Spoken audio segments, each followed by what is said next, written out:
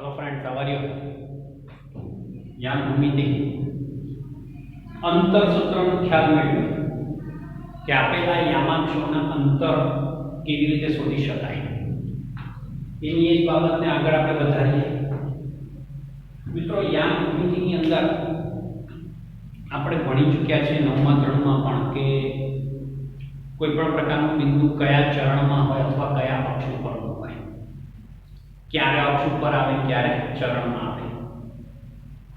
વાંચીએ રકમને. બિંદુઓ A 6, 5 અને બિંદુ B -4, 3 થી સમાન અંતરે આવેલ હોય તેવું y અક્ષ ઉપરનું બિંદુ શોધો. y અક્ષ ઉપરનું બિંદુ શોધો. તો મિત્રો, એવું કહી દેવામાં આવ્યું છે બે બિંદુ છે, એક બિંદુ A છે અને બીજું બિંદુ B છે. આ બંને બિંદુઓથી સમાન અંતરે, એટલે દાખલા તરીકે કોઈ આ જગ્યા પર ધારી લઈએ આપણે કોઈ એક બિંદુ B છે એવું આપણે ધારી લઈએ, તો એવું કહેવામાં આવે છે કે P થી A સુધીનું અંતર અને P થી B સુધીનું અંતર સમાન છે. આ બંને ડિસ્ટન્સ કેવા છે? સમાન છે. આ એક તમને બિંદુ A અને બિંદુ B આપી દીધું છે. જો A અને B ની સરખામણી કરીએ અંતર સૂત્રની મદદથી તો આપણને ડિસ્ટન્સ અંતર મળે. પણ એક બિંદુ વધારાનું આપી દીધું છે. એ બિંદુ એવું છે કે P થી A સુધીનું અંતર અને P થી B સુધીનું અંતર સમાન છે, પરંતુ એ બિંદુ P એ ક્યાં આવેલું છે? તો કે y અક્ષ પર આવેલું છે. કઈ જગ્યા પર આવેલું છે? y અક્ષ પર. સૌથી પહેલામાં પહેલું એ સેન્ટેન્સ ઉપર એ બાબત ઉપર આપણે વધારે ધ્યાન કેન્દ્રિત કરવું પડે કે ભાઈ y અક્ષ ઉપરનું બિંદુ હંમેશા કઈ જગ્યા પર હોય. તો એવું કહે છે કે y અક્ષ ઉપરનું બિંદુ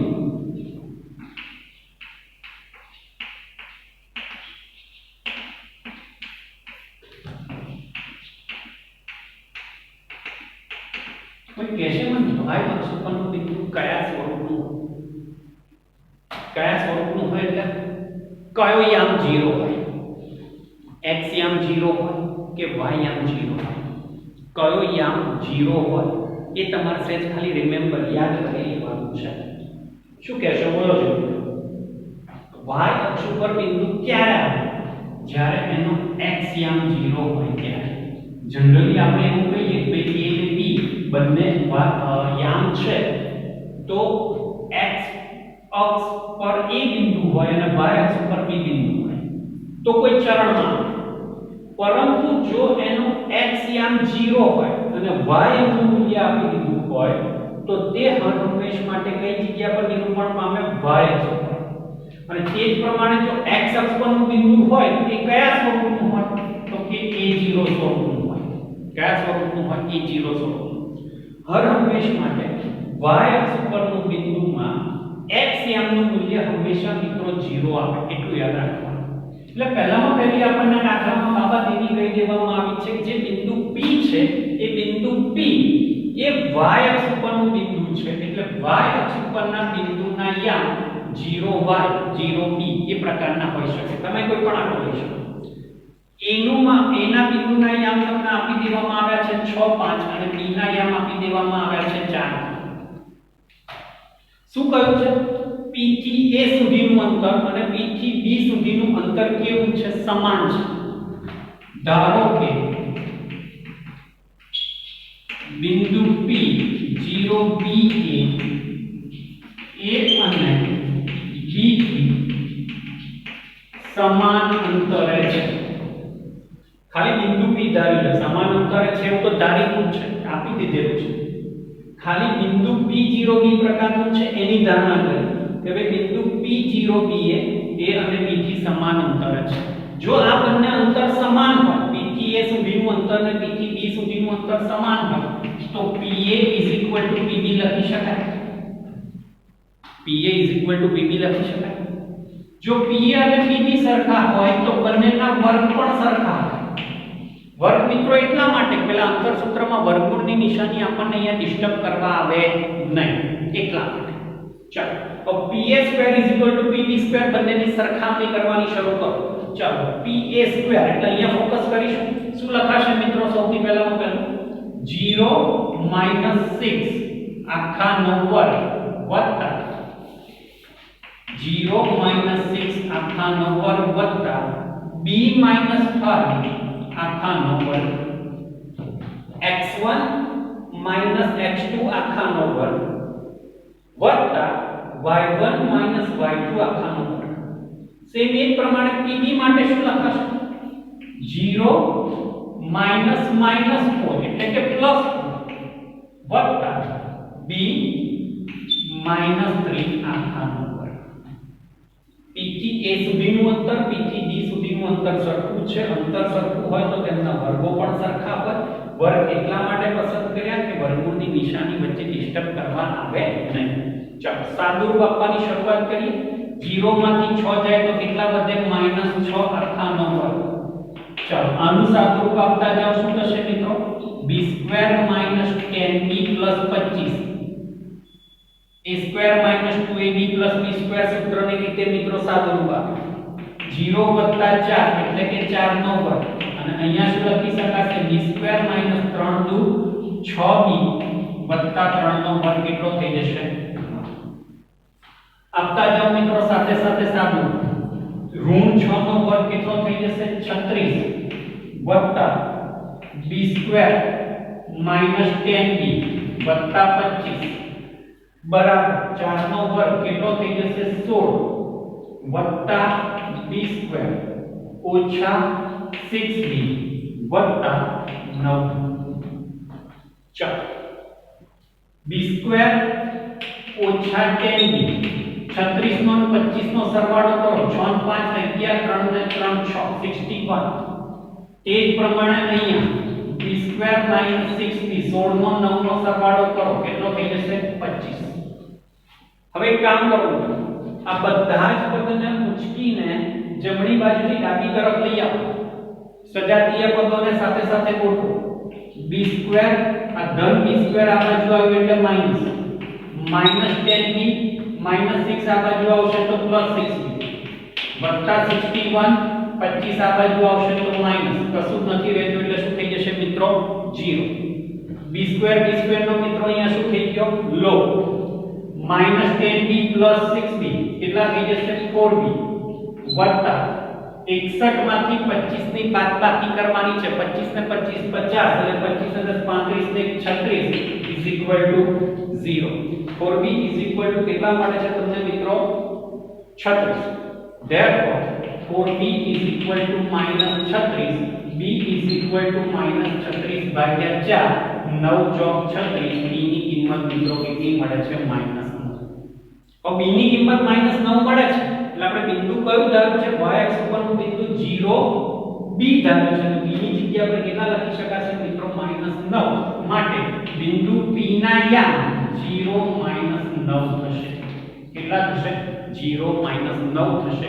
એટલે એવું કહી શકાશે કે બિંદુ a અને બિંદુ b થી સમાન અંતરે આવેલું y અક્ષ પરનું બિંદુ p 0 9 છે.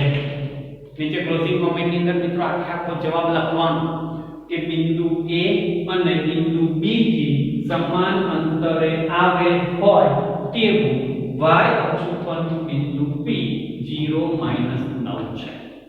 તો મિત્રો આ રીતે તમે સમાન અંતરે આવેલા બિંદુઓની ગણતરી કરી શકો છો. આવું જ y અક્ષ પરનું બિંદુ છે. આવો નાવો સેમ એક દાખલો y અક્ષની જગ્યા પર x અક્ષનો દાખલો તમારે જાતે ગણવાનો છે. જેની હું રકમ તમને અત્યારે આપી રહ્યો છું. રકમ તમે તમારી નોટબુકની અંદર મિત્રો નોટ ડાઉન કરી લો. હવે રાહ કોની જુઓ છો? નોટની અંદર ઉતારો રકમ. પાછા કેટલાકને ઉતારવાની રકમ ઉતારવામાં પ્રોબ્લેમ થતો હશે. આ સ્ક્રીનશોટ પાડવા ઉભા રહેશે. પાડી લો. સ્ક્રીનશોટ પાડવો હોય તો પાડી લો અને નોટમાં રકમ લખવી હોય તો પણ લખી લો. x અક્ષ ઉપરનું બિંદુ શોધવાનું છે. બરાબર ધ્યાન આપજો. a -1 2 અને b 5 4 થી સમાન અંતરે આવેલું હોય તેવું x અક્ષ ઉપરનું બિંદુ તમારે શોધવાનું છે. મિત્રો આ દાખલો HW નો છે, હોમવર્કનો છે. બરાબર ગણતરી કરીને પોતાની નોટબુકમાં સાથે સાથે ઉતારી જ લેજો. ચાલો જઈએ એકબીજા નવા દાખલા તરફ. ચાલો એની એ જ રીતનો દાખલો તમને હવે x અક્ષ કે y અક્ષ ઉપરનું બિંદુ નથી કર્યું. બિંદુઓ a 7 1 અને b 3 5 થી સમાન અંતરે આવેલ હોય તેવું બિંદુ p xy આપી દીધું છે. તમને એવું કહ્યું છે કે x અને y વચ્ચેનો સંબંધ દર્શાવો. શું પૂછ્યું છે? x અને y વચ્ચેનો સંબંધ દર્શાવો. હવે x અને y વચ્ચેનો સંબંધ દર્શાવો એટલે શું દર્શાવવાનું છે તમારે? કોઈક સમીકરણ મળશે મિત્રો. આપણને શું મળવાનું છે? કોઈ ચોક્કસ પ્રકારનું સમીકરણ મળવાનું છે. પણ આપ્યું છે આપણને પહેલા અગાઉ જે દાખલો ગણ્યો એના જેમ શું કહી દેવામાં આવ્યું છે તમને? બિંદુ a અને b થી સમાન અંતરે આવેલું બિંદુ p જે xy છે. બરાબર છે. x અક્ષ કે y અક્ષ પરનું બિંદુ હોત તો આપણે ગમે તે ક્યાં 0 લઈ લીધો હોત અને આપણે દાખલાની ગણતરી કરી હોત. સારું, એટલું તો તમને કહી દેવામાં આવ્યું છે બિંદુ p એ બિંદુ a અને b થી સમાન અંતરે છે. p xy એ બિંદુ a અને b થી સમાન અંતરે છે. સમાન અંતરે છે આટલું તો આપણે લખી શકવાના p a pb. और जो pa pb હોય તો એનો વર્ગ પણ મિત્રો કેવો થવાનો? સરખો થવાનો. pa pb² થવાનો. ચાલો હવે pa² pb² બિંદુ pa. ચાલો આનું અંતર સૂત્ર શું લાગુ પડશે મિત્રો? x - 7 આખાનો વર્ગ વત્તા y - 1 આખાનો વર્ગ. x1 માંથી x2 બાદ કર્યા, y1 માંથી y2 બાદ કર્યા. તે જ પ્રમાણે pb ની જ્યારે વાત કરીએ ત્યારે અહીંયા પણ અંતર સૂત્ર લાગુ પડશે. x - 3 આખાનો વર્ગ y - 5 આખાનો વર્ગ. આપતા જાવ સાદુરૂપ. a ઓછા b આખાનો વર્ગ બરાબર a વર્ગ ઓછા 2ab વત્તા b નો વર્ગ. ચાલો શું થશે? ફોકસ. x નો વર્ગ 7 * 2 = 14x વત્તા 7 નો વર્ગ 49. x - 7 આખાના વર્ગનું આદુ રૂપ x² - 14x વત્તા 49 થશે. તે જ પ્રમાણે y - 1 આખાનો વર્ગ એટલે y² - 2y + 1 નો વર્ગ કેટલો થઈ જશે? 1. x - 3 આખાનો વર્ગ x² - 6x + 9 વત્તા y² - 10y વત્તા 25. બરાબર છે? અને બધું બરાબર છે. ગોઠવણી શું કરવું પડશે? ગોઠવણી કરો. જો ગોઠવણી x² + y - 14x - 2y 49 માં 1 ઉમેરાશે કેટલા થઈ જશે? 50. સેમ એ જ પ્રમાણે આ બાજુ x² + y² - 6x - 10y 25 માં 9 ઉમેરો કેટલા થયા? 34. આ બંને પદને x² + y² ને જો આ બાજુ લઈ આવ તો આ ધન પદ આ બાજુ આવે મિત્રો તો ઋણ થઈ જાય કે નથી? x² + y² આ બંને પદોને જો ઉંચકીને આ બાજુ લાવું તો ઋણ થઈ જાય. આ બે પદ ધન, આ બે પદ કેવા થઈ જશે? ઋણ. તો શું થઈ જશે? લોપ થઈ જશે. તો ભાઈ અહીંયા લોપ કરી નાખો. વાંધો ખરો કશું થઈ શકે. ચાલો હવે શું બાકી છે? -14x - 2y વત્તા 50 બરાબર -6x - 10y વત્તા 24. હવે x અને y વચ્ચેનો સંબંધ પ્રસ્થાપિત કરવો છે. મતલબ આપણે xy નું સમીકરણ બનાવવું છે. તો x અને y વાળા પદોને આપણે ડાબી તરફ રાખીએ, અચલ પદને આપણે જમણી તરફ લઈ જઈએ. ચાલો સૌથી પહેલાનો પહેલો ઘરનો સભ્ય -14x -6x આ બાજુ આવશે તો કેવા થઈ જશે? +6x થઈ જશે. તે જ પ્રમાણે -2y -10y આ બાજુ આવશે તો કેવા થઈ જશે મિત્રો?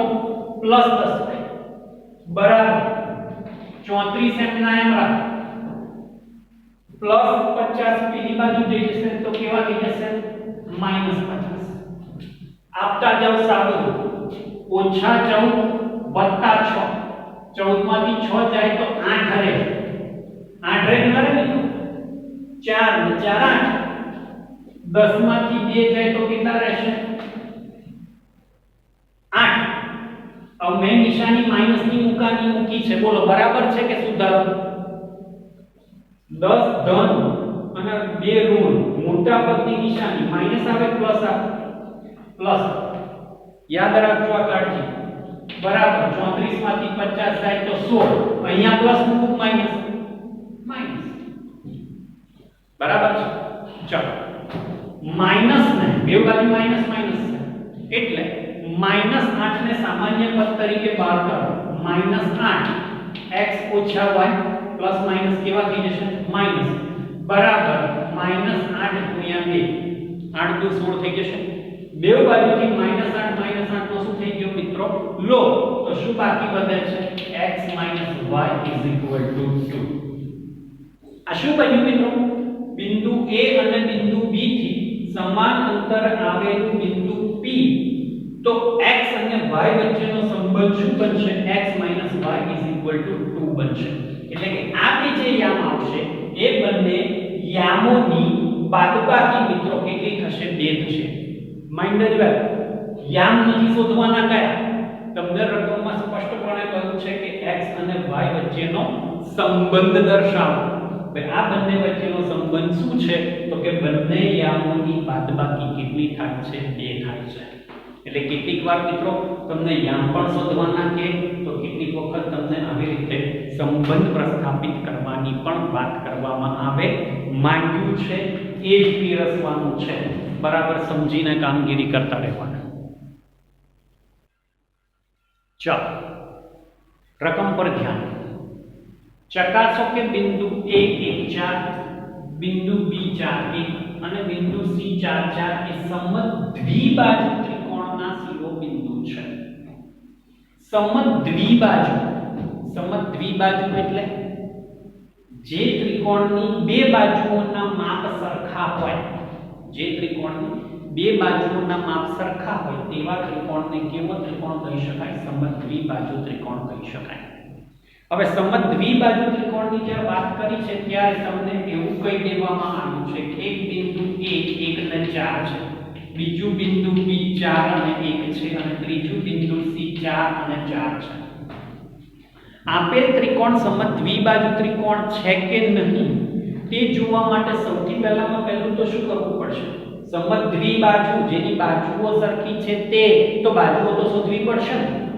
કઈ બાજુઓ છે AB BC અને CA સૌથી પહેલું મિત્રો ત્રિકોણની ત્રણે ત્રણ બાજુઓના માપ અંતર સૂત્રની મદદથી શોધો ચાલો સૌથી પહેલી કામગીરી શું કરીશું AB શોધવાનું છે ચાલો AB નું માપ મારે શોધવું છે તો શું કરીશું વર્ગમૂળ 1 - 4 આખાનો વર્ગ 1 - 4 આખાનો વર્ગ તે જ પ્રમાણે 4 - 1 આખાનો વર્ગ x1 માંથી x2 બાદ કર્યા y1 માંથી y2 બાદ કર્યા આપતા જાવ સાદું 1 - 4 એટલે કે -3 4 - 1 એટલે કે -3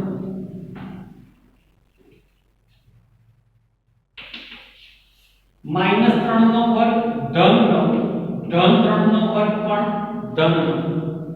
-9 મિત્રો કેટલા થઈ જશે 18 શીખ્યા છે મિત્રો આપણે બહુપદીઓ વાળા પ્રકરણમાં સમાંતર શ્રેણીમાં 9 દુ 18 9 નું વર્ગમૂળ કેટલું થઈ જશે 3 2 નું વર્ગમૂળ નીકળશે નહીં તો એને ક્યાં મૂકીશું વર્ગમૂળની નિશાનીની અંદર એટલે કે પહેલી બાજુનું માપ મિત્રો કેટલું મળ્યું 3 વર્ગમૂળમાં 2 મળ્યું આ જ પ્રમાણે AB નું માપ શોધાઈ ગયા બાદ બીજી બાજુ એટલે કે BC નું માપ શોધીશું ચાલો અંતર સૂત્રમાં BC નો ઉપયોગ કરીશું તો BC માટે શું લખાશે x2 - x3 4 - 4 વત્તા 1 - 4 આખાનો વર્ગ ચાલો 4 માંથી 4 જશે તો મિત્રો કેટલા વધશે જુઓ જોઈએ 0 રહેશે તો 0 એટલે 0 રહેવા દેવાના એમાં કશું કઈ નડતર નથી આપણને 4 માંથી 4 જાય તો 0 નો વર્ગ 1 માંથી 4 જાય તો -3 નો વર્ગ 0 નો વર્ગ 2 0 કોઈ ફેર નહીં પડે 0 વત્તા 3 નો વર્ગ કેટલો 9 0 વત્તા 9 એટલે કે 9 અને 9 નું વર્ગમૂળ મિત્રો કેટલું થઈ જશે 3 એટલે કે BC નું માપ કેટલું મળ્યું 3 પહેલી બાજુનું માપ શોધી નાખ્યું AB, બીજી બાજુનું માપ શોધી નાખ્યું BC. હવે શું શોધવાનું બાકી રહ્યું તો કે ત્રીજી બાજુ એટલે કે આપણે CA શોધવાનું બાકી રહ્યું. CA લખો કે AC લખો કોઈ ફેર પડશે નહીં. ચલો CA 4 ઓછા 1 આખાનો વર્ગ અને તે જ પ્રમાણે 4 ઓછા 4 આખાનો વર્ગ. આપતા જવાબ 4 માંથી 1 જશે મિત્રો કેટલા વધશે 3, 4 માંથી 4 જશે કેટલા વધશે 0. 3 નો વર્ગ મિત્રો કેટલો થઈ ગયો 9. 1 0 નો વર્ગ 1 લખો 2 લખો કોઈ 0 નો ફેર નહીં પડે. 9 + 0 9 વર્ગમૂળ કેટલું આવે એટલે કે બીજી બાજુનું માપ મિત્રો કેટલું મળે છે 3 મળે છે. હવે ત્રણે ત્રણ બાજુઓના માપ પર ફોકસ કરો. પહેલી બાજુનું માપ મિત્રો કેટલું છે 3 વર્ગમૂળમાં 2. બીજી બાજુનું માપ મિત્રો કેટલું છે 3. ત્રીજી બાજુનું માપ મિત્રો કેટલું છે 3. આપણને પ્રશ્ન શું પૂછ્યો છે આપેલ શિરોબિંદુ એ સમદ્વિબાજુ ત્રિકોણના શિરોબિંદુ છે કે નહીં તે ચકાસવાનું. સમદ્વિબાજુ એટલે જેની બે બાજુઓના માપ સરખા હોય તે BC અને CA તો છે જ. પહેલી વાત બે બાજુના માપ સરખા છે માઇનસ બે બાજુના માપ સરખા છે માટે કહી શકાય સમદ્વિબાજુ ત્રિકોણ હશે. હજુ હશે શબ્દ બોલું છું. સાથે સાથે મિત્રો એક પણ વસ્તુ યાદ રાખવાની છે કે આપેલ બિંદુઓ ત્રિકોણના શિરોબિંદુઓ છે કે નહીં સૌથી પહેલા પેલું એ જોવાનું ને. આપેલ શિરોબિંદુઓ ત્રિકોણના શિરોબિંદુઓ છે કે નહીં તે તો જોવું પડશે. એ જોવા માટેનો નિયમ રિમેમ્બર કરો જોઈએ યાદ કરો જોઈએ. આપેલ ત્રણ શિરોબિંદુઓ એ ત્રિકોણના શિરોબિંદુઓ છે કે નહીં એવું ક્યારે કહી શકાય બોલો જોઈએ કોણ બોલશે. આપેલ શિરોબિંદુઓના માપ એવું જરૂરી નથી કે ત્રણ બિંદુઓ આપી દીધા ગમે તે માપ આપી દીધું એટલે ત્રિકોણના શિરોબિંદુઓ થઈ જાય. ત્રિકોણ બનાવી ખરું નહીં બને. આપેલ શિરોબિંદુઓ ત્રિકોણના શિરોબિંદુઓ છે કે નહીં તેના માટેનો એક જ નિયમ યાદ રાખો મિત્રો. કોઈ પણ બે બાજુના માપનો સરવાળો વાક્ય બોલું છું બરાબર ધ્યાનથી કાન આંખો નાક બધું ખુલ્લું રાખીને સાંભળજો. કોઈ પણ બે બાજુના માપનો સરવાળો ત્રીજી બાજુના માપ કરતા અધિક થવો જોઈએ. કોઈ પણ બે બાજુના માપનો સરવાળો ત્રીજી બાજુના માપ કરતા અધિક એટલે કે મોટો થવો જોઈએ. ફોર એક્ઝામ્પલ તરીકે AB અને BC નો સરવાળો કરો તો 3 વર્ગમૂળમાં 2 + 3 આ બંનેનો સરવાળો ત્રીજી બાજુના માપ કરતા મોટો થવો જોઈએ. 3 વર્ગમૂળ 2 + 3 > 3. સ્વાભાવિક છે 3 માં બીજા 3 વર્ગમૂળ 2 ઉમેરાશે જેનો સરવાળો 3 કરતા કેવો થશે મોટો. તે જ પ્રમાણે 3 + 3 > 3 હોય તો √2 3 + 3 કેટલા થઈ જાય 6 અને 6 નું મૂલ્ય એ 3 વર્ગમૂળ 2 ના મૂલ્ય કરતા મિત્રો કેવું મળે મોટું મળે. અને તે જ પ્રમાણે 3 વર્ગમૂળ 2 + 3 એનું માપ પણ 3 કરતા મિત્રો કેવું મળે મોટું મળે. એટલે પહેલી બાબત એ કે આપેલ શિરોબિંદુઓ ત્રિકોણના શિરોબિંદુઓ છે કે નહીં તેવું ક્યારે નક્કી કરી શકાય જ્યારે કોઈ પણ બે બાજુના માપનો સરવાળો ત્રીજી બાજુના માપ કરતા અધિક થાય ત્યારે. એટલે આપણે પહેલું એ કહી શકીએ કે આપેલ શિરોબિંદુ એ ત્રિકોણના શિરોબિંદુઓ છે. હવે આપણને પ્રશ્ન શું પૂછ્યો છે કે ભાઈ ત્રિકોણના શિરોબિંદુઓ છે તો ત્રિકોણના શિરોબિંદુઓ પૈકી બે બાજુઓના માપ સરખા છે. બે બાજુઓના માપ કેવા છે સરખા છે તો તમે લખી શકો BC = CA હોવાથી આપેલ શિરોબિંદુ એ સમદ્વિબાજુ ત્રિકોણના શિરોબિંદુઓ છે. આપેલ શિરોબિંદુ સમદ્વિબાજુ ત્રિકોણના શિરોબિંદુ છે. કોઈ પણ બાબત મિત્રો ચકાસો ને પૂરેપૂરા જ્ઞાનથી ચકાસો. ત્રિકોણના શિરોબિંદુઓ છે કે નહીં તો કે કોઈ પણ બે બાજુના માપનો સરવાળો ત્રીજી બાજુના માપ કરતા અધિક થવો જોઈએ. આપેલ શિરોબિંદુ સમદ્વિબાજુ ત્રિકોણના શિરોબિંદુઓ છે તો કે કોઈ પણ બે બાજુના માપ સરખા થવા જોઈએ. આપેલ શિરોબિંદુ કાટકોણ ત્રિકોણના શિરોબિંદુ છે કે નહીં, તો ત્યાં પાયથાગોરસના સિદ્ધાંતને લાગુ પડવો જોઈએ કે કોઈ પણ બે બાજુના માપના વર્ગોનો સરવાળો ત્રીજી બાજુના માપના વર્ગ જેટલો થાય. જો એમ થાય તો કહી શકાય કે આ ત્રિકોણ કેવા પ્રકારનો ત્રિકોણ છે, કાટકોણ ત્રિકોણ છે. એટલે તમને જે પ્રશ્ન પૂછ્યો છે, પ્રશ્નને બરાબર પ્રોપર સમજો અને સમજ્યા પછી એની ગણતરી કરો. અહીંયા તમને પહેલામાં પહેલું એટલું જ કહું છે કે સમદ્વિબાજુ ત્રિકોણ, તો સમદ્વિબાજુ ત્રિકોણ માટે ત્રણ શિરોબિંદુઓ પૈકી તેની બાજુઓના માપ આપણે શોધી નાખ્યા, AB, BC અને AC અંતર સૂત્રની મદદથી. એ બાજુઓના માપ શોધતા આપણને બે બાજુઓના માપ સરખા મળ્યા અને સાથે સાથે એ પણ મળ્યું કે કોઈ પણ બે બાજુના માપનો સરવાળો ત્રીજી બાજુના માપ કરતાં અધિક છે. માટે આપણે સ્પષ્ટપણે કહી શકીએ કે આપેલા શિરોબિંદુ એ ત્રિકોણના શિરોબિંદુઓ છે. તમારે આવા જ પ્રકારના શિરોબિંદુઓના ઉદાહરણો લઈ મિત્રો કેટલાક દાખલા ગણતરી કરતા રહેવાનું છે કે ભાઈ ત્રિકોણ કાટકોણ ત્રિકોણ છે કે નહીં, ત્રિકોણ સમબાજુ ત્રિકોણ છે કે નહીં. ત્રણ બાજુના માપ સરખા આવે તો સમબાજુ ત્રિકોણ કહી શકાય. બે બાજુના માપનો વર્ગોનો સરવાળો ત્રણના વર્ગ એટલે કે ત્રીજી બાજુના વર્ગ જેટલો થાય તો કાટકોણ ત્રિકોણ કહેવાય. આવા અલગ અલગ પ્રકારના વિવિધ ઉદાહરણો લઈ મિત્રો તમારે દાખલાઓને ગણતા રહેવું પડશે. બરાબર છે? ચાલો હવે પછીના નેક્સ્ટ વિડીયોમાં આપણે આ જ પ્રકરણની આપણી આ ગતિને આપણે આગળ વધારતા રહીશું. Thank you so much.